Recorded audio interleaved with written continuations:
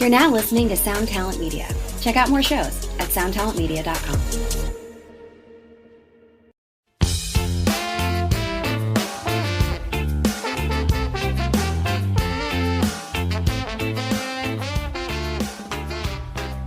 Hey, gang. First off, thanks to everyone who's joined the DeMakes a podcast Facebook group. For those of you who haven't, it's a private group, and you can join really simple. All you have to do is submit who you'd like to see as a guest on DeMakes a podcast. And so far, it's been an overwhelming response of requests for Roger Lima, of course, the bassist for Less Than Jake, which is hilarious because when we're off tour, we'd rather not speak to each other. No, that's not true. But I was super excited that Roger agreed to be on the show, and we've given the listeners their wish. Roger is the first guest who left it up to me to pick the song, and I went with The Science of Selling Yourself Short. One of Roger's greatest songs I feel he's ever brought to the table for Less Than Jake. We go in depth on the writing process of it. We talk about the recording with producer Rob Cavallo, our disastrous debut live performance of the song at the 2003 K-Rock Weenie Roast, and what the original lyrics to the song were. So to hear all this and listen to us hurl insults at each other for 45 minutes, please stay tuned. Hey, have you heard? DeMakes a podcast. Hey, have you heard? DeMakes a podcast. Hey, have you heard? DeMakes a podcast. Hey, have you heard? DeMakes a podcast.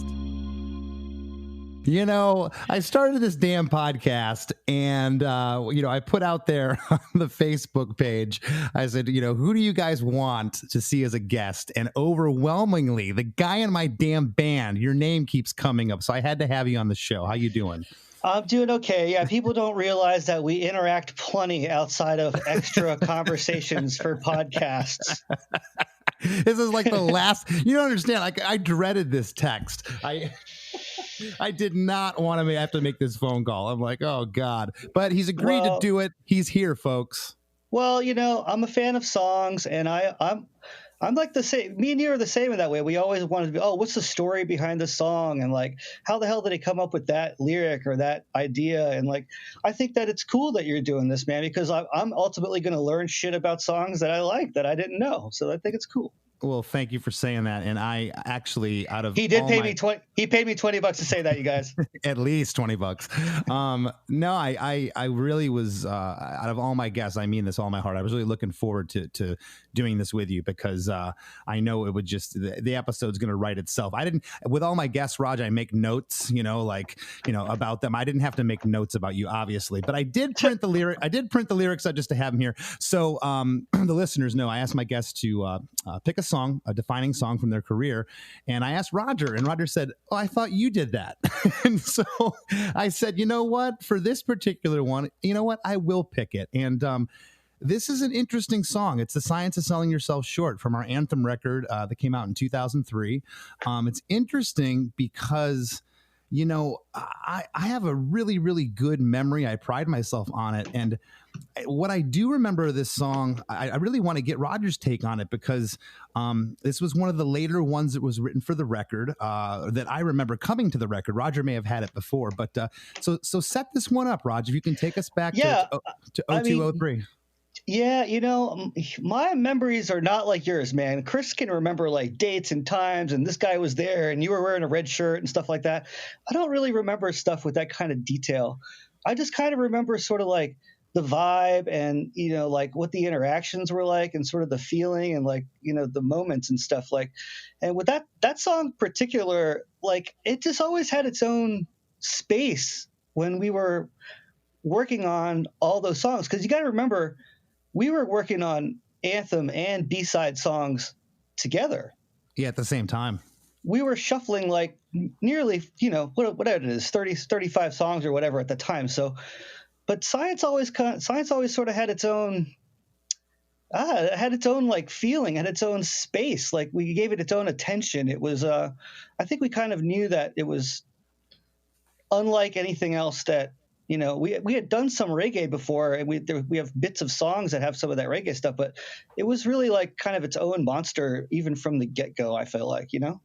Well, yeah, and that's a great point too, because like when we were doing the demos, or writing, I should say, for whatever record, we didn't even know this would have been 2002, and we were rehearsing 5, 6, 7 hours a night, like every night. We just go to the warehouse and we would just go for it. And so, we didn't really know what songs were going to make the record. We honestly wrote like 30 songs, and then of course one record became a B-sides record. But in terms of this one, I don't recall jamming it or playing it out at our practice space. This was something that, and what I do remember, and maybe this will jog a memory, Raj, I do remember, I don't think there was the chorus, the I'll sing along. That's totally right. So I came up with the initial thing of the song, and so here's what I remember about it, which this might trip you out though. I don't think you even know this, man. So the first incarnation of the music for this song for me was just obviously just guitar and vocals, and it had the na na na na na na na na na na na na. It had that melody like completely set. But the lyrics that I had for that before I brought it to the band, because I didn't know that this was going to be like a Less Than Jake song, because we were doing punk rock stuff. This was like this chill little California thing, right, for me in my brain. And the lyrics that I had for the song, it went 700 miles, da da da da da da, 700 minutes, and it was all like about this girl that I was dating in California, and how I just attributed the number 700 to getting to see her the next time and stuff like that. So, and I actually have that written in my first lyric book, the lyrics to that song, and it was just the song to me was it was called 700. Well, that's very interesting, because I didn't know that. Honestly, what I did think, though, because you've had a number of songs, you still play this one riff that's never turned into a song. It's almost like a, God, for lack of a better word, like a flamenco. You always play it on acoustic guitar. But anyways, that's something the thing I'm talking about is something you wrote back when you were a kid, like in high school. And for some reason, I thought maybe Science was one of those you wrote way back when and then brought it to the band. But again, I remember I never heard that story. That's fascinating about the 700. I know that's the first time. Yeah. But the song itself, I do remember the verse and the melodies you had, da da da da da, what you were just singing. That was all the same. But then at some point, I want to say that was Cavallo, Rob Cavallo influenced, and I think I kind of remember JR being the one to be like, well, if there's gonna be a chorusy part, it should go to this note, or whatever. I kind of think that happened when we were pre-producing the song in California. I don't think that was part of the song before we actually got out there and got in the practice space with Rob Cavallo back then. Yeah, I agree. That's kind of my recollection of it. Because I kind of I gave it a listen, because it's been a few years, and there's so many little things in there, that sort of tremolo guitar thing that happens in the chorus, that was all Cavallo, that idea. Sing along, yeah, with every emergency, just sing along. And I feel like that came when the sort of chorus idea was introduced, Right. Well, that was another, and I want to touch on Rob's influence on the song. We'll get there in a moment. Because there's definitely stuff he brought to the table. So going back, when we're doing the record, at what point did you realize, because to me, it was really when I first heard the faders go up in the studio, when the horns were on there, the backing vocals, and I had my oh shit moment, wow, this is something special. This is a different animal. When did you know that? I don't really know, man. I mean, I think as we were building the track and the horn parts sort of solidified, and then the percussion kind of came in there and gave that sort of background vibe, and the organ player came in there and laid down his little things, and by the time it was all stacking up, it just, I don't know, it just kind of felt like we had built a mountain out of a pretty simple idea to me, it wasn't it was just some chords and a melody, and it got it got orchestrated like a mofo, as far as a lot of our other songs. So some of those songs, are pretty straight up. Like we're just kind of rocking it out the way we sort of do at practice. But that one has, I don't know, I guess they all have extra layers and stuff, but Science just has its own like spirit, like it has a lot of those layers that contribute to like the overall. Yeah, and that's such a great point, because it really, if you just break it down, it's only a couple chords, and the melody is, I don't want to say it's simple, but it's not this big complex song that it turned out to be. I mean, the initial idea, you're right, it was just this little reggae riff idea. Yeah, I really think that what happened with the chorus too, lyrically, like although we kind of like, I think when we were doing it, we were like, this has to be something that everybody can remember, like the first time they hear it kind of thing, like I'll sing along, like that whole like echoey kind of thing. And I think that sort of is another thing that made it kind of like, I want to say idiot proof, like anybody's going to be able to sing that and remember that part. And so like lyrically, I don't remember how that came along too, because that was way late in the game as well. Like that part of it. I do remember, for our listeners that don't know, we recorded this record Malibu at Morning View, the name of that Incubus record where they recorded. And this was it was the most rock star thing we could have done. Warner Brothers put us up in this 15,000 square foot mansion. We had half the house. The owner had the other half. And I remember, to your point just now, Roger, I remember being at the dinner table one night, and Craig, our A&R person who signed us at Capitol and also signed us at Warner, he was just harping on this song about needing a chorus, and he kept just saying, he wanted it to say, I'll sing along every time. He never wanted it to say, I'm so far gone. He's like, no, it's got to be the same thing. It's a chorus, and to his point, I mean, yeah, a lot of times you want to hit people over the head with the chorus, and I wouldn't change anything with it now, but I do remember that conversation. That was a big deal of like, this chorus has to be right. Yeah, and I think that's the compromise that we kind of always fell into with stuff like that, because I'm not going to say they ever like put their foot down, but a lot of times Craig wanted stuff dumbed down. He wanted some stuff simpler, and we kind of always sort of were like, well, we'll kind of halfway do that, but this other line has to be something descriptive and something original.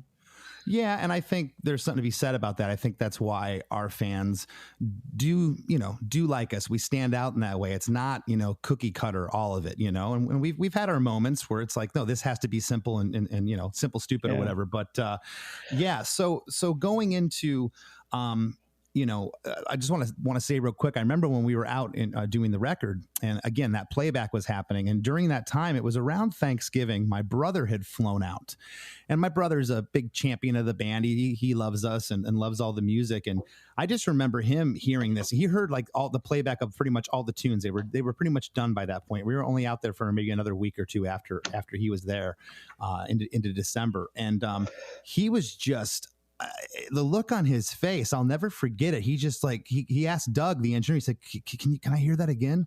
And, he didn't ask any other song, just that one. Can I hear it again? He's like, dude, that song's incredible, and it leads me to, and it's such a fascinating topic of what makes a hit. And that's why I picked this song, Raj. And this isn't, I'm not saying this from a standpoint of, we got robbed, we should have had a hit. But, this is one of those songs in our career. I was like, okay, right moment and right time, right label, right amount of money. This had hit single written all over it. Yeah, I mean, but I think to some degree or another, it sort of was like, I mean, it sure. rocked the waves as much as we could have at the time. Like, I mean, I don't really know like what, if it was going to turn us into like a arena rock size band or something. I think we were always going to be like what we were or whatever. But yeah, I mean, the video that came out for it, they spent some money on that video. They tried to make it happen there. And I feel like we got like the appropriate quote unquote push without like being too ridiculous, Sure. And my second point to this is that it is a hit amongst our fans. When I was saying hit, I was talking commercial level, being on the time at MTV or whatever was happening at the time. And it didn't, get that, huge status, but amongst our fans. And I mean, it's a song that we've played at every show since the record was released. I can't remember a time where we didn't play this song live. It's just, we kind of have to play it. I remember a time that I wish we hadn't played it live. that I thought of thought of the other day. I think I know that one. Oh, dude, that was a rough one, man. That was one of the first times. Oh, yeah. Can I set this one up? Yeah, dude. That was. I was like, oh no, we ruined the song. Maybe that's why it wasn't a huge hit. So my friend Roger, he has, and we will talk about this at the end when I let him plug all his projects. But Roger's been playing in Rehasher, a band he started back in the early 2000s. And Rehasher plays this show. I want to say it was in Jacksonville, maybe. And the very next morning, we're all out in L.A. We flew out there, and the next morning, Roger's up at the crack of dawn, like 5 a.m., and he flies out to L.A. We're playing K-Rock, which, you've heard me talk about K-Rock on this show. K-Rock's one of the biggest stations ever in Southern California and Los Angeles, and we're playing their radio show. Now, when you got invited to play a radio show, that meant the radio station was playing your hit. All kinds of industry people were going to be there, the label people. It's kind of like, have your shit together. And we had never played this frickin' song as a band at that point. We rehearsed not live. We kind of knew it. There's a couple factors that was going on there. Like, for one, the song is in F. And it's a little bit, the scale of it is a little bit higher than the majority of our songs. It's just a little bit harder to sing. It's a little bit, has a couple of those extra high notes in there. And then it was like 11:30 in the morning or something. They had us playing like a ridiculous early, like we got shafted on the time slot. It was like rainy and cold. It was like there was like not that many people even there, and I don't know. That might have been the first time that we played it live, and I just remember being like, man, I did not sing that very well. Like I just remember being like that song is way better than what we just did on that stage. You know what I mean? Well, and two to my initial point is, you were up late the night before. You were screaming throughout, Rehasher's punk rock. It's just nonstop vocals, screaming, and you get on this flight, you come to LA, straight to the airport, to the show, put on your show shoes, you're on the stage, and everything you said is correct. The weather to the time, we got the parking lot slot. We got shafted there. It couldn't have got worse. And I remember looking out. Now this was, I want to say, was it Irvine Meadows that we did that? It was just this huge, for lack of a better word, this open air amphitheater. It looked like a stadium. It was humongous. And there was, could probably hold 25, 30,000 people. And when we went on, there might have been 2,000 people in the whole place. They're just pockets. And I remember it was empty. Yeah. It was totally empty. Yeah. I remember looking out right after the song ended, and right in the middle of the crowd, sitting down, is Jeremy Popoff, the guitar player from Lit. He had the big long beard in the rubber band at the time, and I look out, and they had of course, that song "My Own Worst Enemy," which is a lyric here, and I'm like, hey man, thanks for letting us borrow your lyric, and he just kind of waved, and I'm like, man, we're at the friggin', we're at the talent show, and we just got pantsed. Yeah, that was, but the rest of the set, was fine. It was just that particular song not being super rehearsed on it. It's sort of like, it's like slightly up on the difficulty level on singing and stuff. So yeah, that was a thing. But but since then, like, it's like I'm really like, I feel really good about when we play that song. It feels good to get those melodies out, and like it's always fun live, man. Yeah, and yeah. I'd like to say that was probably the last song or last time that I remember, and that was in 2003, December of 2003. That was the last time that I was ever nervous about getting up and playing our songs. There was, there was a lot of unjust pressure we put on ourselves. All the labels here, it's a big K-Rock thing. This is our chance. And in reality, we had been a band at that point for 11 years. We already made it in terms of everything. We were putting this, this undue pressure on ourselves. It's ridiculous. Yeah. But totally, man. But like back to like the creation of the song and stuff, man. It really, I can't express how, like, when we were doing the thing out in Malibu and we were like living it, and this was like the big record that we actually like were spending a bunch of money on. We had like Green Day's producer, and we had like a personal chef cruising in, and like we were like we were living it. Like that was the peak as far as like the lavishness of the music industry or whatever. And yeah, I don't know, but that's even amongst all of that, like it still felt like a lot of those songs, especially Science, was just like we were still sort of making a statement. We were still kind of like doing our artistic thing, and it felt good to do that. You know what I mean? Like, well, and we were out there for about a month, and I can't recall a day that it rained out there. I mean, it's Southern California. It was just beautiful weather, 75 degrees during the day, 55 at night. We were a quarter mile from the beach. The house was situated directly next to Cher's mansion. Okay. Sonny and Cher, Cher. And I remember going down to the beach every day, and I remember when we were doing it that it was a special time. I remember saying to myself, Chris, you enjoy this and remember it. And when I hear this track in particular, it's kind of like I can feel the summer vibe, even though we record it in November, if that makes sense. I can feel the Southern California.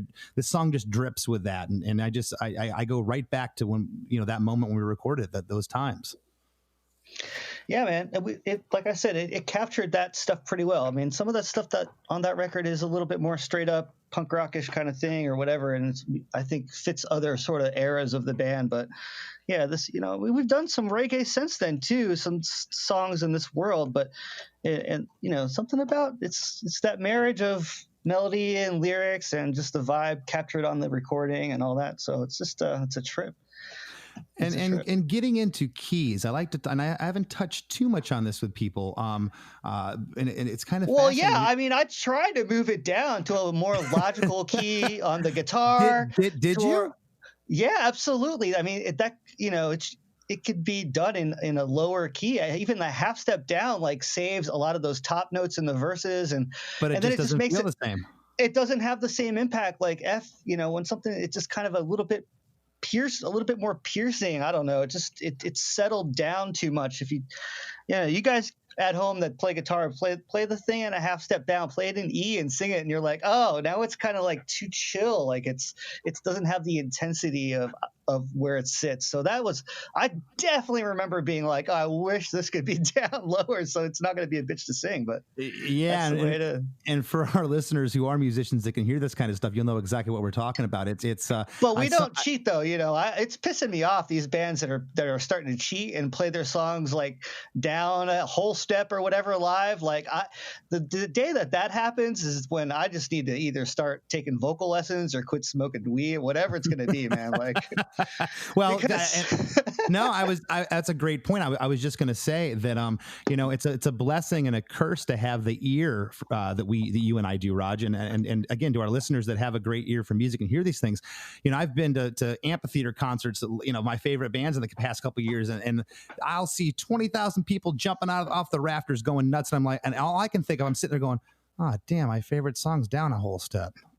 Yeah, and it gets to like that triumphant line in the chorus, and you're singing it like at half volume because it's not up high where it's supposed to be. It's just it's a weird thing. You're flying half mast at that point. You're like, what's going on? Why doesn't this sound right? And a lot of those '80s cats, a lot of those guys that ran in the '80s of music that I grew up and loved, they painted themselves into a corner because they were singing notes that only dogs could hear.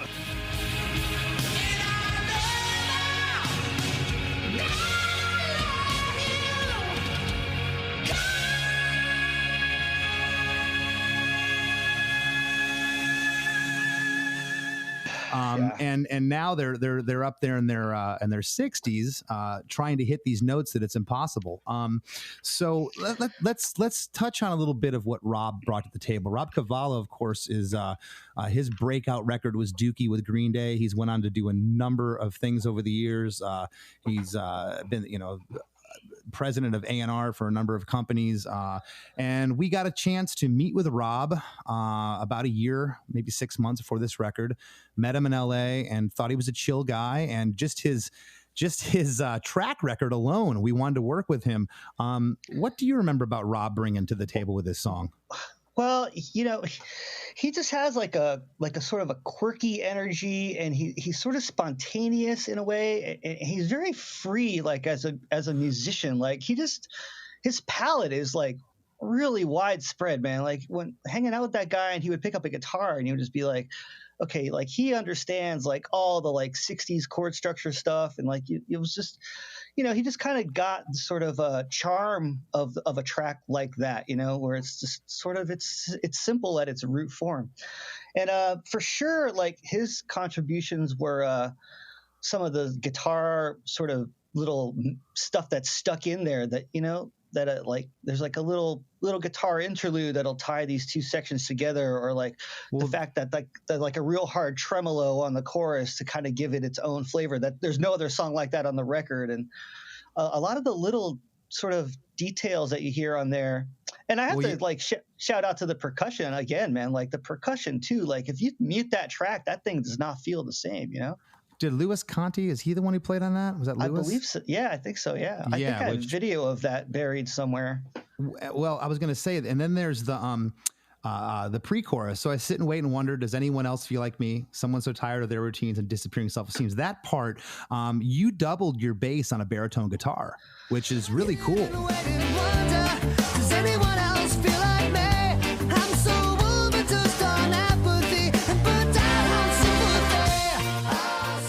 Yeah, that like kind of reggae trick. That part. Yeah, and that's the guitar part that everyone's like, "Oh, Chris, you're such a rad guitar player, man." I'm like, "Wait a minute, I played that."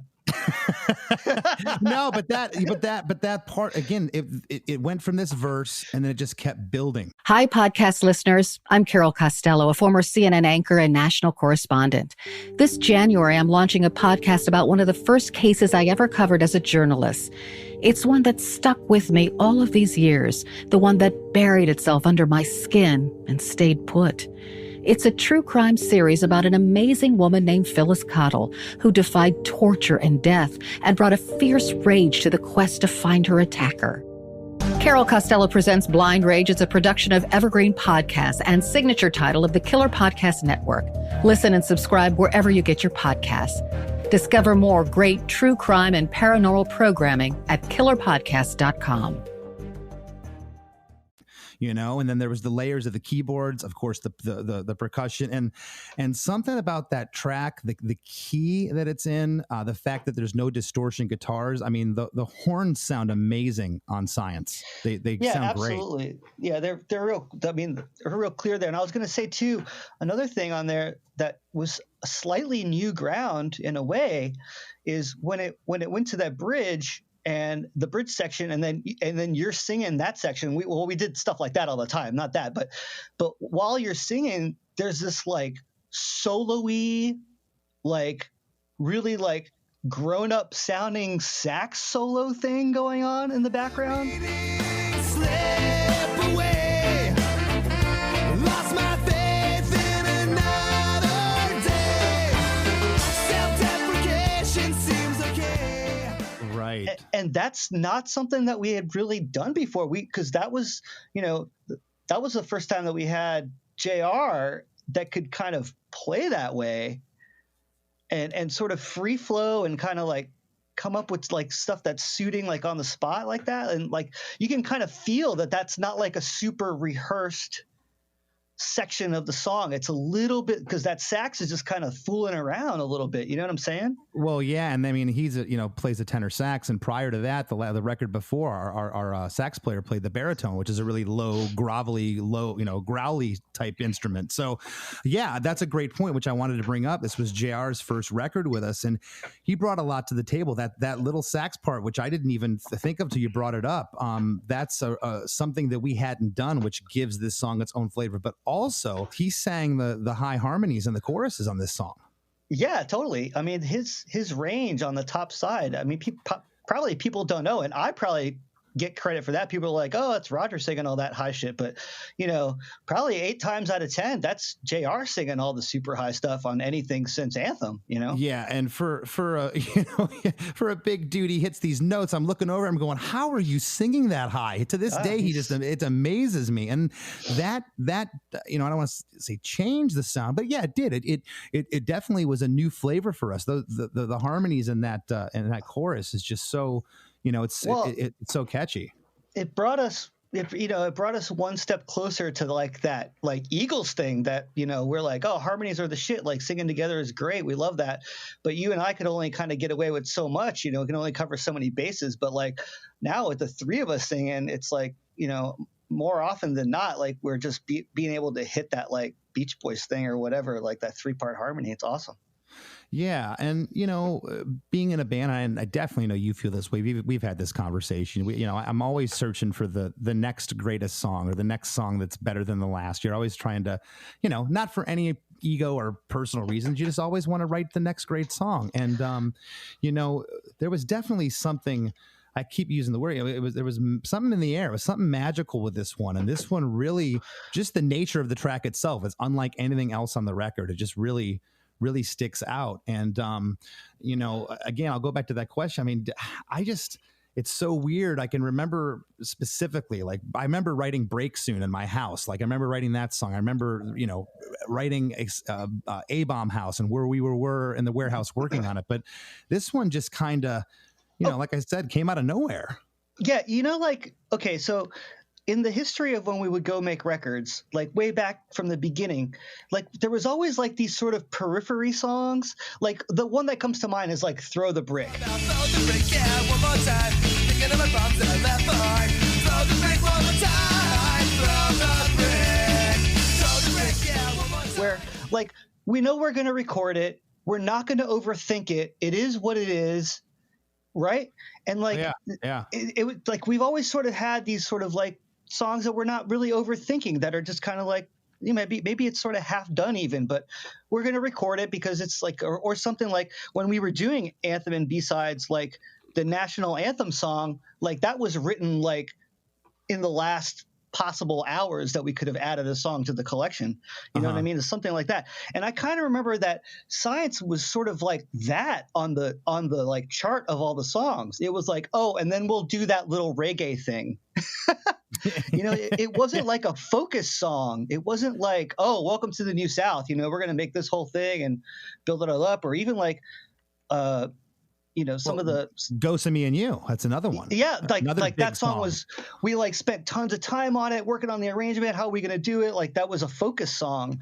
And when we first started, Science was not on that. It was not like a quote unquote A side when it was first part of the deal. Right. And that's why I think we don't have that many memories of it, because it was like a Throw the Brick, or like even Dope Man was a song where like we didn't really like over prep for those songs. We just kind of knew what the story was. We knew what to expect, and we were just going to do them. Well, that's really why one of the reasons I picked this song was there was this, like, I had questions, and I found out like the 700 thing. I never knew that, like I had questions about the origins of this tune, because pretty much, I mean, barring a couple of the B-side tracks, I remember where we were when we wrote them, who wrote them, or wrote the majority of it, or came up with the idea. But this one was kind of a mystery. I mean, you even look at stuff like, I know it came late to the table, but like I remember all the stuff that like went on with Motown when you brought that song in. I remember you saying, we got to do a tempo map with this. I'm like, what are you talking about? You're like, well, the verse has to be slower than the chorus. I'm like, okay. And it's funny what I remember about each song individually, but this one, it's just, it wasn't much of an idea, but then it turned into the animal that it is, with all the production stuff. It's great. Yeah, and it's crazy. Yeah, it definitely was like first conceived like on a couch at somebody's house in Long Beach, for sure. Yeah. So, we've talked a bit about Science, and there's some other stuff, some things that I've never asked you, as a songwriter, that I just want to talk about here as we near the end of the episode. So, do you remember? I don't think I've ever asked you this. Do you remember the first? No, I don't. No, I don't you remember. Wrote? You don't. No, I don't remember. No, I don't remember. First songs I wrote. And what it was called, and how old you were. Oh man, there was like, let's see, there was songs, but see, I was like just more into the music side. I wasn't like trying to hit lyrics and stuff when I was like really little. So really little, I mean like 13, 14. So I used to have like a little Casio keyboard, and I would plug it into this bass amp that from my uncle's band, and we would like play that, and my uncle would play the drums, and like that was like the first time that I was like quote unquote jamming. But that was just like making like little songs with just a keyboard and a drum set, and just doing that sort of marriage of rhythm and melody, But as far as like actually getting into like being in a band, because I did the whole orchestra thing, and I played the viola in high school, and I took piano lessons and all that kind of stuff in like my early teens or whatever. I didn't get into like being in a band until a little later. I was like 16 when I got an electric guitar, and then I had my high school band. Disposition. Yeah, you remember. I think I played you the demo tape like when we first hung out. I could still see the demo tape in my head. Yeah, the black and white demo tape. Yes. Yeah. So that was my 3-piece quote unquote punk rock band in high school, and it was kind of like a Fugazi-ish kind of thing. And that was like the first time that I was coming up with like lyrics, but I was always like the bass player. I was the guitar player. The bass player in that band like was the kind of guy that like titled songs and had ideas for what songs could be called, and like I always kind of been sort of like doing that with somebody in a weird way, But right. There's I'm trying to think. There's one song. I wrote some other songs when I was like around that age with some other cat down there, but man, I don't remember. Something about like something about like hanging on a Saturday night, like kind of lyrics. I don't remember, man. Well, and I'd like to kind of go off on a little tangent here and just talk about, I get asked a lot, and I know you do too, Roger, in interviews, or Roger produces bands, he has young bands, and they'll say, oh shit, I just remembered it. I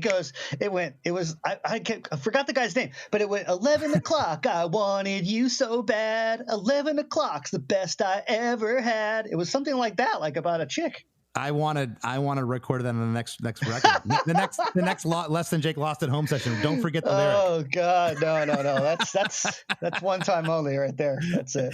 Sorry, I didn't mean to interrupt. It just hit me. I was like, oh, I remember that song. I must have been 15 when that song was. I'm glad you did. But what I was going to say is, you produce a lot of bands. I know you get asked like, hey man, we want to go out and tour, and we want to, a lot of bands will use the word, we want to make it, or we want to do this and do that. And, I love telling the story, and people have asked me before, how'd you meet the guys in the band, and or how did you become successful? And I always say that, my gosh, the stars that aligned for this band to happen. I mean, I knew our drummer Vinny since high school. I went to UF. He didn't even know if he was going to transfer up there. He ended up begrudgingly transferring up there with his girlfriend at the time. He comes up there, and we started the band for the first 6 months with it. We had a different guy playing with us, and it didn't work out. And I had these roommates, these two girls that I went to high school with, that were at the dorm one night and are at a party somewhere. And I come home, and Jill's sitting there. She says, "Hey, Chris," she goes, "So you're looking for someone to be in your band, right?" And I says, "Well, yeah." She says, "I met this guy tonight, and he's amazing." And I go, "Okay, whatever." And it was maybe 3 or 4 nights later, I walk into the apartment again, and I walk in, and there's this guy in my living room, and she's like, "Hey, this is Roger." And I'm like, "Hey, what's up?" And I'm like, "Oh, you jam?" And you're like, "Yeah." I'm like, "Cool, come check out my guitar." And you walked into my bedroom, the apartment, and I had my little combo amp there, and you grabbed the guitar and you started playing, and I had my shit moment. I was like, okay. And it was just like, but like, think about it. I mean, you had your choice. You were a smart kid. You could have went anywhere. You didn't have to go to UF. You got accepted to other colleges, and it is what it is. It's crazy. You're just lucky you had cute roommates, is all I'm going to say. No, but the reason I wanted to bring this up in terms of songwriting is that, and I'm not saying this to kiss your ass or anything like that, but I couldn't have done this. I mean, I think I write some great songs, but I had to find you guys. I had to find you. You were for sure. I mean, I had seen Less Than Jake play. I saw you guys play at the Cover Dish. I remember that. I remember what the band was like before I hung out with you and stuff, and it was just like, it was a lot like a lot of other things. It just didn't stick out quite the same, It's very linear, there wasn't much to it. It was, it was good pop punk, but it was just sort of, it just kind of, I don't know. And then at some point there, we just decided to take things to a different level. We learned all those early songs and stuff, and we did the pop punk thing, but whenever the gears started turning, that we could play some ska, and we could, that we had that energy to like make that go off. Whenever that happened, man, that's like when the fire kind of got lit, I think, because then, like, I don't know, like musically, I could really relate to that stuff. And I think that's how we ended up writing a song like Science, is because I always loved like Bob Marley or whatever, but I'm not going to sit here and like be like, oh, I'm super into like every ska band. And I'm not like a two-tone guy or anything like that. But I do love reggae, and I love the raw energy of like ska and ska punk, and like, you know, the danceability and all that, like the release of it all. But like, you know, I don't really know. What if we just kept playing, you know, punk rock? What if we never got a horn section and we were just like a face-to-face style band back in the day, and then we never would have ended up on Science, you know? Right. It's kind of I don't know if you remember. I remember, like, I clearly remember the first time that we were like playing ska, and we're sitting there with guitars, and I'm like, yeah, you like upstroke it and you like squeeze it. I can like picture you playing like ska on a guitar for the first time. The number you have reached is 100.7 WMMS. It wasn't just a radio station, it was a lifestyle. Cleveland is a rock and roll city for sure. Get down! The Wrath of the Buzzard. WMMS. Cleveland. The rise and fall of one of the most iconic radio stations in America. Profiles, The Wrath of the Buzzard. PROH Files. Subscribe now wherever you get podcasts. Yeah, no, and that's I'm so glad that's such a great point that you brought up of like, what if we did get the horn section? What if we decided, no, we're just going to stay a 3-piece? I mean, we wouldn't be talking about this song. It's all those little pieces that eventually get you to where it's at. And last thing I want to leave the listeners with, I want to ask you, you know, and do you remember? Because I know when the moment was for me, but do you remember the moment where you were like, okay, we got something here. This is beyond my 5 drunk friends that want to hear the band on Saturday night and party. There's something here, and I think we could make this into a legitimate, for lack of a better word, a career. Do you remember that moment? Well, it definitely wasn't on the first tour. I talked about that recently. Yeah, I think so. When we started, we were doing pretty good in Gainesville, but I felt like Gainesville was sort of easy pickings at the time. But when we started hitting Daytona fairly frequently, and the shit was hitting the fan when we would play at that Lazy, was it Lazy Susans? It was Lazy, close. It was Up and Adam that became Black Eyed Susans. Black Eyed, yeah, that's what I'm thinking of. That venue, like, for whatever reason, whatever the hell was happening over there, that was like a pretty good indicator that, like, if we could replicate that in other places, that, like, you know, maybe we could, like, you know, get in a van and cruise around. But honestly, though, I think for me, it's when we really did have Craig on our side, our A&R guy, when we first were introduced to Capitol Records, and sort of that whole like big business side of music, and his sort of like guiding hand in those stages. I think that's when I was like, wow, we're going to be on the same label as like the Beatles and Pink Floyd and shit, you know, like, I think that for me was like when I was like, okay, like now, like quitting school makes sense now. You know what I mean? Yeah, and you know as well as I do, it was never about, you know, it's funny because people cried sell out if you signed to a label. Well, none of us were thinking about money. We just wanted to play the next big show. You know, like if we could sell out the Cover Dish at the time in Gainesville, which is a 550 seater, you know, like that was the dream, you know, and we hit that pretty early on, and everything else has been gravy.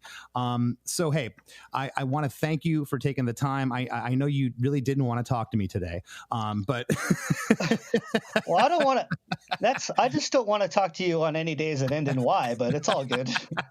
If any of you have been in a band for any length of time, you can fully get what we're talking about. This is a love-hate I got going with this SOB. Okay, so yeah. I want you to let our listeners know what's going on with the world of Roger Lima, and you got 1 minute and 38 seconds. Go. Thanks, man. Yeah. So I'm doing a lot of, since all of this at home time is going on, I'm just working on songs and doing a lot of stuff in my studio at the Moat House. And I just did a record with this band called Grab Bag. It's like a punk rock record, and it's hilarious. It's a really good, funny record. So I'm going to be posting that on my Facebooks, yada, yada. You can check it out.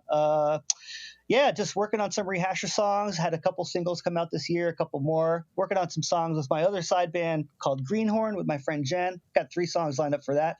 And then, of course, pounded away on the Lost at Home sessions with my Less Than Jake dudes. And yeah, that's what I'm doing, man. I'm hanging out, trying to enjoy the alone time, flying quadcopters a shit ton, and enjoy each day as it comes by. That is awesome. Can you let our listeners know if they'd like to get in touch with you for a production or recording of their band, how to do that? Yeah, I mean, really, the best thing, keep everything sort of separate, is the facebook.com moathouse.studio. The Moathouse is my studio, and if you want to hit me up on that Facebook page, that's usually the best spot. Perfecto. Well, hey, man, go fly some planes, and thank you for taking the time out. I love you, man. Love you, man. Good luck with the rest of the shows, and thanks for listening. Very special thanks to this week's guest, Mr. Roger Lima. Thank you, Roger, for doing the episode. I love you, man. You know that. And thanks to all of you out there. Thanks to all the listeners who have made this podcast beyond my wildest dreams in terms of success. It's been overwhelming, the response, the support, everyone who's joined the Facebook group, Chris Makes a Podcast. Thank you, and please keep those requests coming of who you'd like to see as a guest on the show. Special thanks to everyone who has ordered a custom song from me or has gotten together with me for a live one-on-one video consultation, which, yes, I'm doing those now. They're for song collaborations, co-writes, production questions pertaining to the music business and everything in between, as well as the custom songs I mentioned. If you'd like one written for you or that special someone in your life, a jingle or a voiceover for your business, brand, or podcast, and anything else you can think of when it comes to a one-of-a-kind custom song, hit me up. To see some of my work, check out my YouTube page at ChrisDeMakes.com and email me at ChrisDeMakes@gmail.com. I can be found on Facebook at Chris DeMakes Official, on Twitter at Less Than Chris, and Instagram at Less Than Chris D. And please subscribe and leave a review on iTunes, Spotify, or wherever you listen to podcasts. Lastly, I'd love to get your feedback and input at Chris DeMakes a Podcast Facebook group. Yeah, hit me up there, and I will talk to you. I like talking to you. You guys are great. So yeah, be on the lookout for next week's episode, which will not air on the usual Monday. It'll be on Sunday. It's a special Father's Day episode, and it's a good one. All right, guys, thanks for listening. I'll see you next week. The number you have reached is 100.7 WMMS. It wasn't just a radio station, it was a lifestyle. Cleveland is a rock and roll city for sure. Yeah! Down! The Wrath of the Buzzard. WMMS. Cleveland. The rise and fall of one of the most iconic radio stations in America. Profiles, The Wrath of the Buzzard. PROH Files. Subscribe now wherever you get podcasts. What's up, everybody? I am Finn McKenty, host of the Punk Rock NBA podcast, part of the Sound Talent Media Podcast Network. My podcast is all about doing what you love for a living, and every week I sit down and talk to people who have done exactly that. For example, musicians like Tommy from Between the Buried and Me, Matt from Periphery, Lil Lotus and Shinigami, among many others, photographers, artists, designers, YouTubers like Glenn Fricker and Sarah Dici, and I unpack exactly how they got to where they are today with the goal of helping you do the same. So if that sounds cool, you can listen and subscribe at soundtalentmedia.com, and I'll see you there.